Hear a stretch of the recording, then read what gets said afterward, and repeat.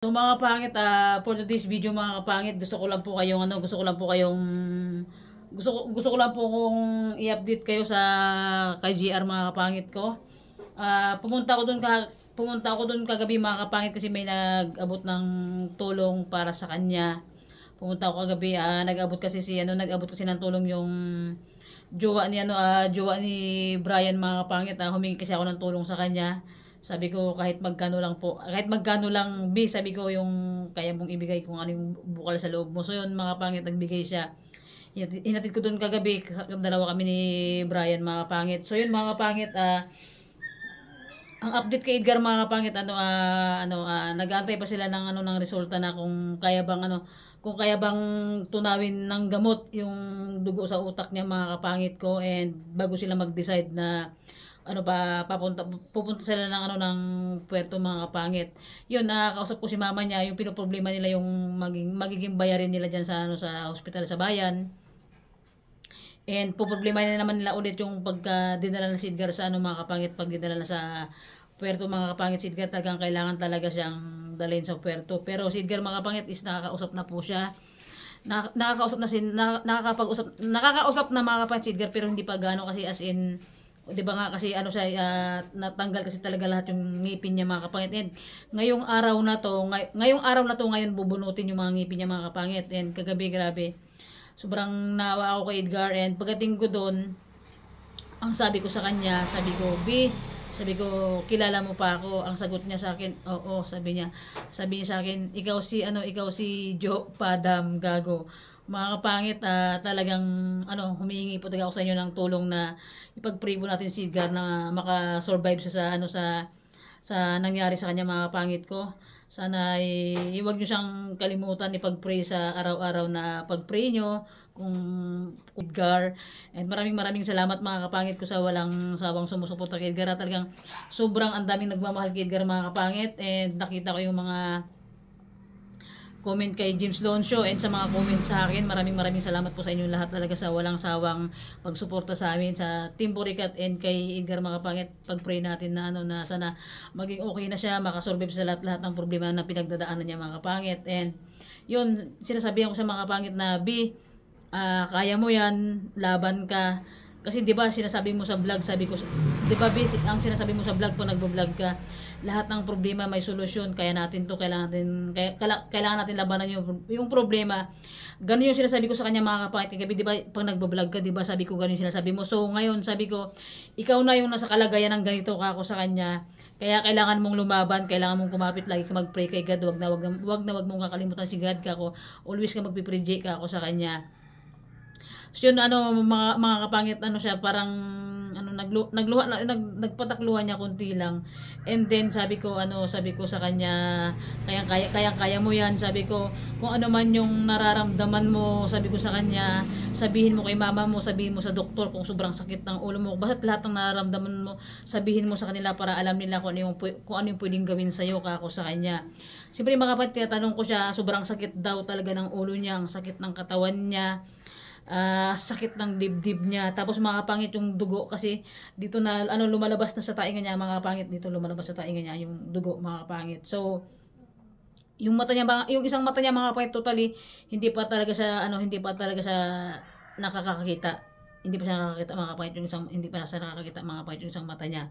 So yun mga kapangit, sana abangan niyo na lang lagi mga kapangit yung update, yung magiging update namin siguro ni James sa kanya.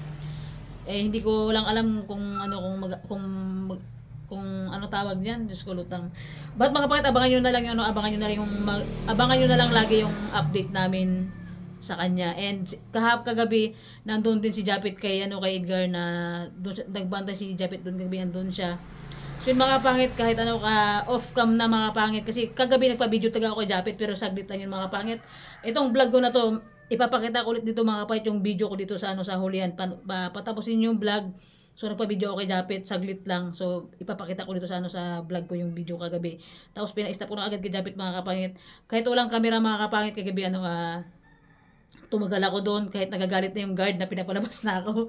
hindi ako agad-agad naglabas kasi kinakausap ko si GR. So yun mga kapangit, nung paalis na ako, Ay, paalis na ako. Nung nandun pa, padam, umayos ka siya, sabi ko siya, nabubulol ka. Nung doon ako mga kapangit, wala ng camera, pinapainom namin siya ng tubig, tapos inalalayan ko siya, mag-inom siya ng gamot, sobrang sobrang nakakashock talaga yung yung nangyari kay Edgar talaga na hindi ko inasahan talaga yung ganung mangyari sa kanya. And so yun mga kapangit, nung paalis na ako, sabi ko B, alis na ako, B. Sabi ko, ingat ka, lakasan mo yung loob mo, pagaling ka, mag-pray ka lagi kay God, wag mong kakalimutan mag-pray sa taas. Sabi ko, walang imposible, J, ka ako sa kanya. Pag gusto tayong tulungan ni God, walang imposible sa kanya, J. Sabi ko sa kanya, magagaling ka, lalakas ka ako sa kanya. So yun mga pangit. So yun, nagpaalam na ako sa kanya, sabi ko, J, uwi na ako ha. Tapos, pagdating ko pangit, hawak ko yung kamay niya, tapos hinahaplos ko yung dibdib niya, yung dito niya, kasi titignan ko, hinahaplos ko yung dito niya, yung dibdib niya, hinahaplos ko. So yun mga kapangit, matagal na kasi ako dun sa loob, talagang yung guardia ipapalabas na ako, kaya yun, nagpaalam na ako sa kanya, sabi ko, B, babay na Bia, uwi na ako ha, sabi ko, pagaling ka, palakas ka, lakasan mo yung loob mo, dahil malakas ka ako sa kanya, wag ka pang hinaan ng loob, sabi ko, gagaling ka ako sa kanya mga kapangit. So yun, nagpaalam na ako. Sabi ko, babay na G, alis na ako. Tapos tumalikod na ako mga kapangit, umalis na ako. Tinawag niya ako, sabi niya, Padam. Tapos bumalik ako mga kapangit. Sabi ko, uwi na ako kasi nagagalit na yung gwardiya. Bumalik ako doon sa bed niya.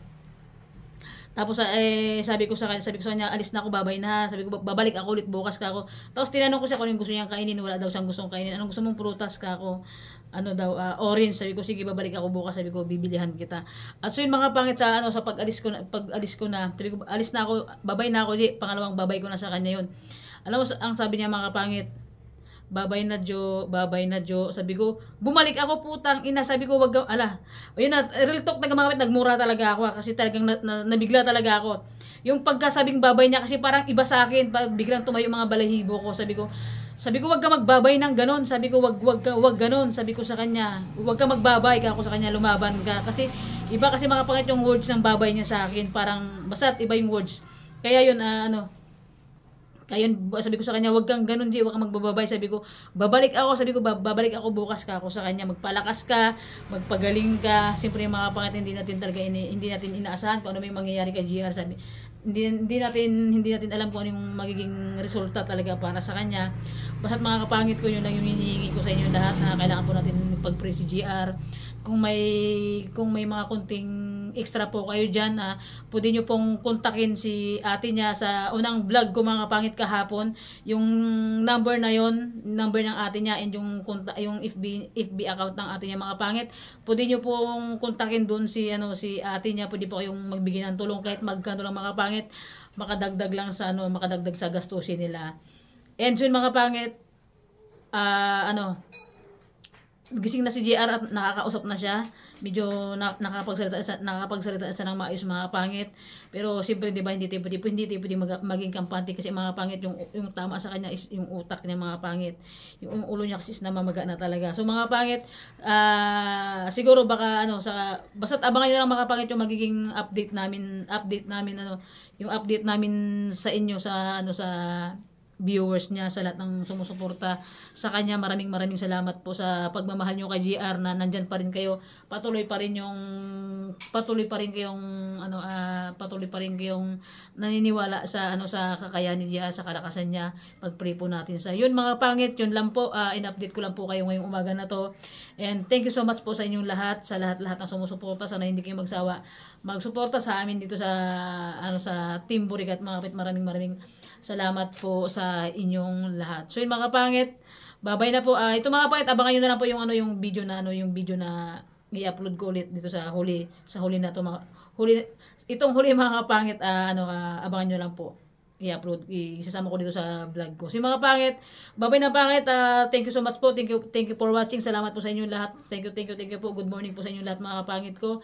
Pag-pray po natin si JR na makasurvive siya sa nangyari sa kanya. So yun mga pangit, babay na. I love you so much po mga kapangit ko.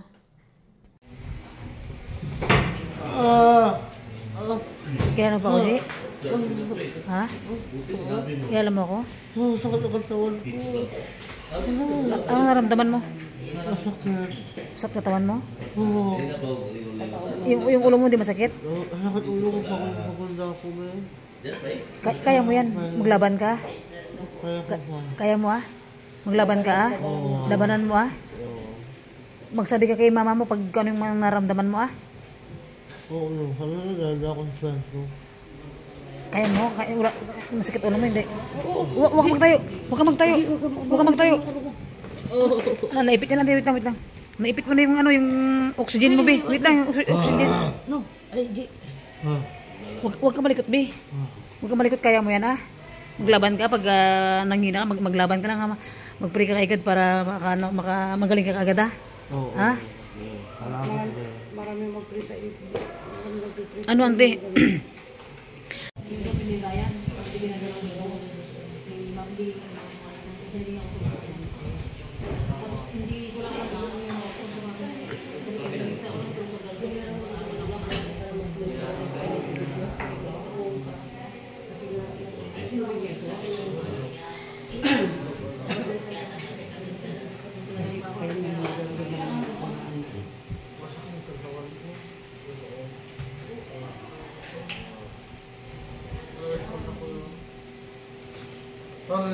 Ako eh. Labanan mo lang kasi. Kung hindi ka lang sa ano, labanan mo lang.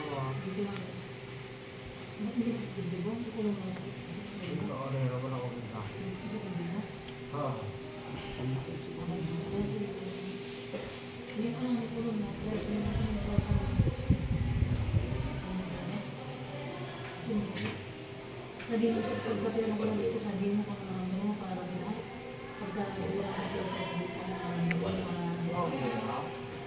hindi ano, yung pera mahanap ng paraan na Ano ba yung nag-i-sponsor sa kanya? Ang tawag ka na yun, mataba? yung ano, na-open yun yung cellphone niya. Na-open yun lang. Yung password natin, alam mo na. Hindi alam yung password natin. 1001. Ha? 1001 alam ko. Sorry. Hindi yung password niya para i-bar mo lang dito. Yung cellphone niya.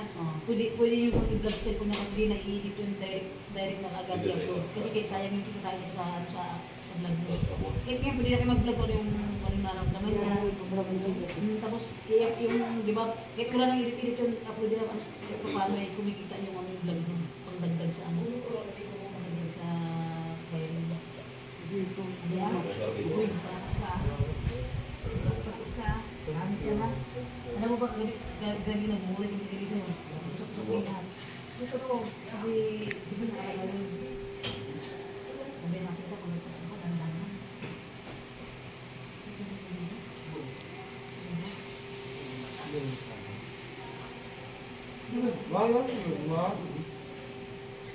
Anong kutsaray natin to? Kutsaray dito.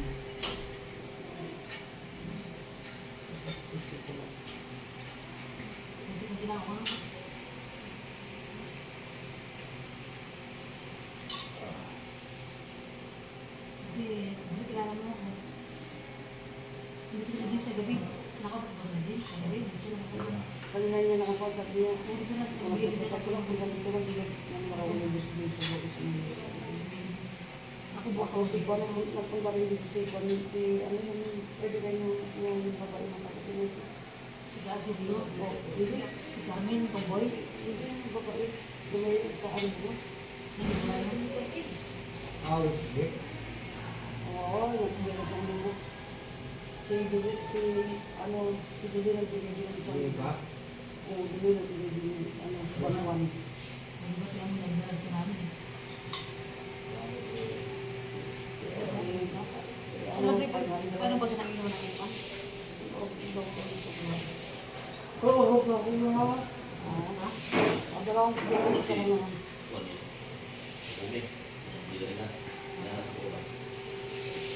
Ano sa nila nagbigay ng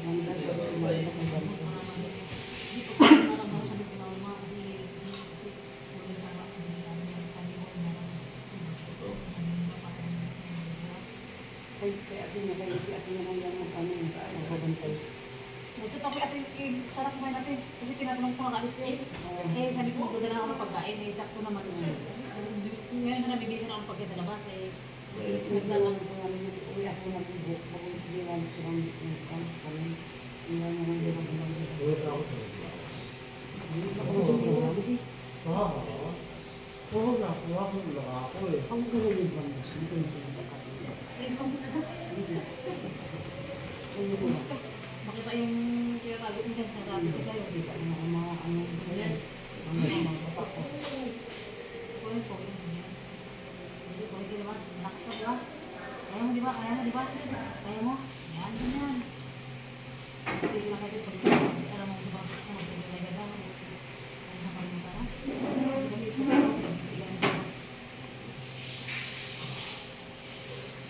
Si Brian, hindi pa patuloy si Brian. Sabi ko nga sana, sabit lang kami. Okay din.